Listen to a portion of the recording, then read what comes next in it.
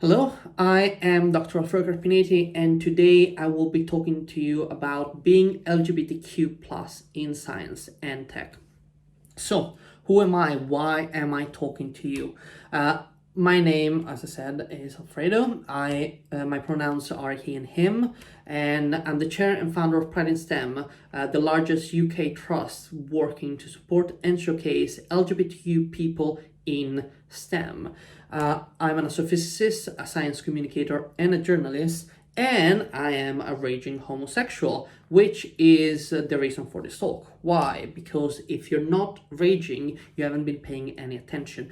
What I will be trying and touch briefly in the next 15 minutes is just a flavor of the many barriers that LGBTQ people in STEM and with some focus on tech here and there face, and just to give you an idea of what we can do to help with that. So, first, some general statistics. Diversity in science. This is from the Royal Society. The data on top and the data at the bottom is from the Institute of Physics. We see that there is this big inequality between women and men. Another issue is we see that Black, Asian, minority, ethnic are just lumped in the BME umbrella term, which is not useful to understand the systemic barriers that exist for people of color and white people of ethnic minority. And there is also a lump description in the disability, which doesn't tell us if every disability is helped in the same way, or there are things in place to make sure that people with disability have the support they need to excel and continue their career. The Institute of Physics one is slightly better. We get non-binary people in the gender category. We have something very interesting that it would have been wonderful if there was a follow-up, because we have, you can see the numbers about younger physicists or younger students that are studying physics, and there is a much higher fraction in the, again, BME umbrella term. And we also have a good breakdown of the LGBT alphabet. Actually, this is all only about sexuality. So you have gay men, bisexual, lesbian, and people that don't define themselves with those three categories. What was peculiar was also the lack of 4.5% that hasn't answered the question or click on anything. So they did. I don't know if we should include them in the heterosexual or not, but it tells us that there is a good fraction of people in physics that are LGBT.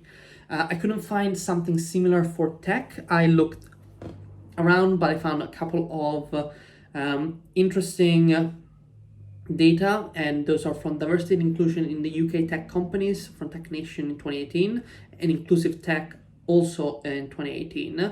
And pretty much picture like the picture here is quite bleak. Like only 1 in 5 tech workers in the UK is a woman. There are no mention whatsoever of people that don't identify as women or men. There's a good fraction of BME people, but again, it doesn't tell us who these people are, what kind of barriers are they facing other than a generic systemic racism in university and industry.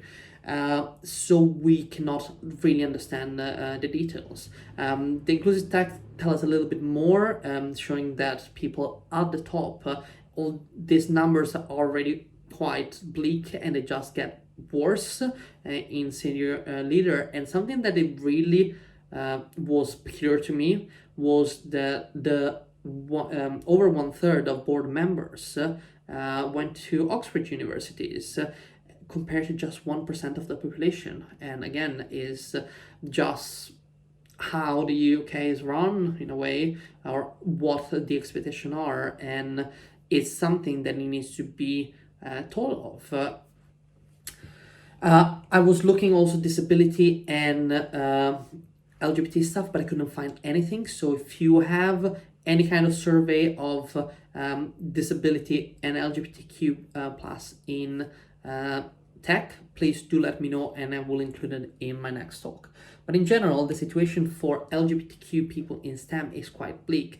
Most of people, and this is from Eurymatis Journal of Homosexuality, I think it's 2015, with some data from 2013, shows that people tend to be more open to friends and family than they actually are to colleagues and students. This is, again, STEM, but in a university setting.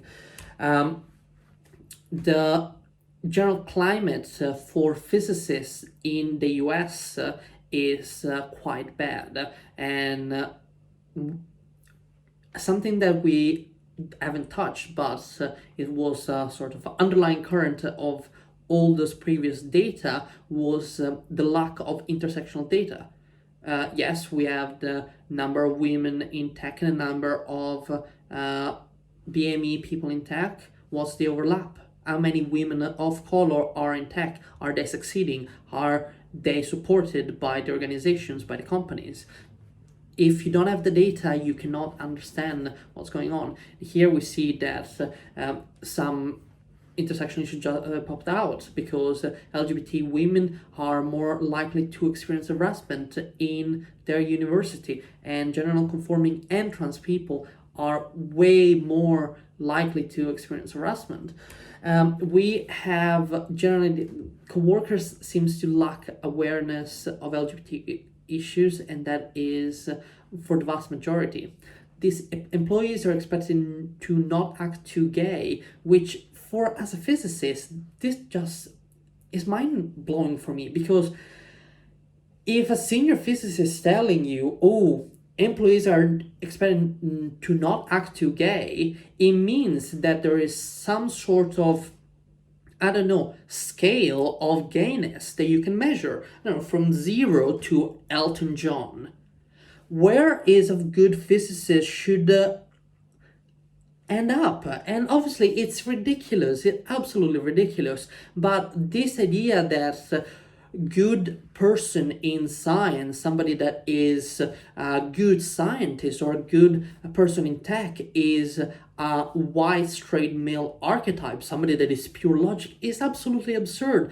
Every person has a personal life. Every person has emotion, biases, things that they're right about and things they're wrong. Like, just having this idea that your life doesn't influence who you are is absurd and absolutely goes against anything we know about humans. You see, because there is this expectation not act together, there is a pressure, 1/3 of US physicists pressure to stay in the closet.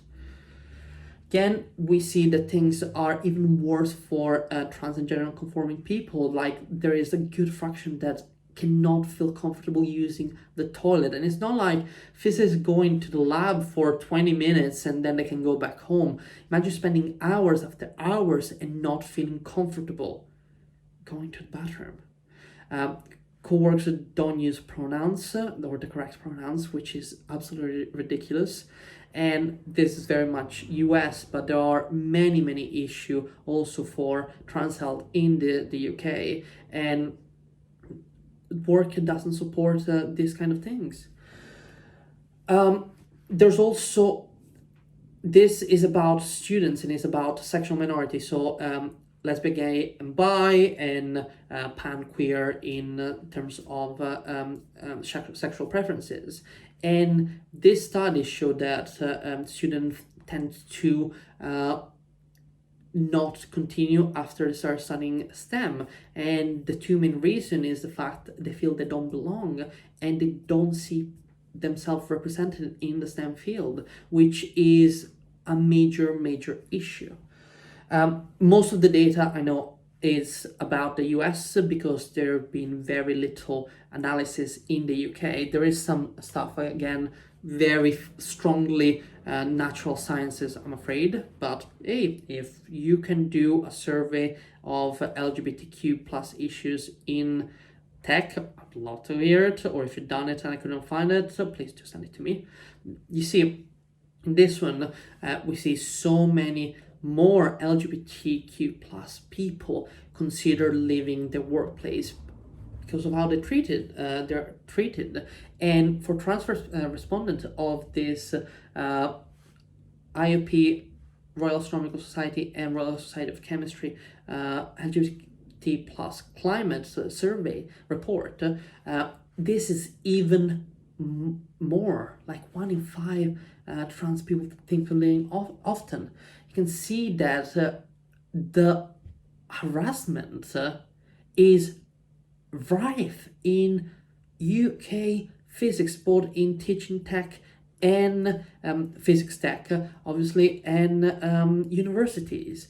And so many people, even straight people, and again, this didn't have any intersectional data, so we don't understand who are the people that responded heterosexual and why they're made feel uncomfortable. But you see, across the entire board, so many people are uncomfortable about their work environment.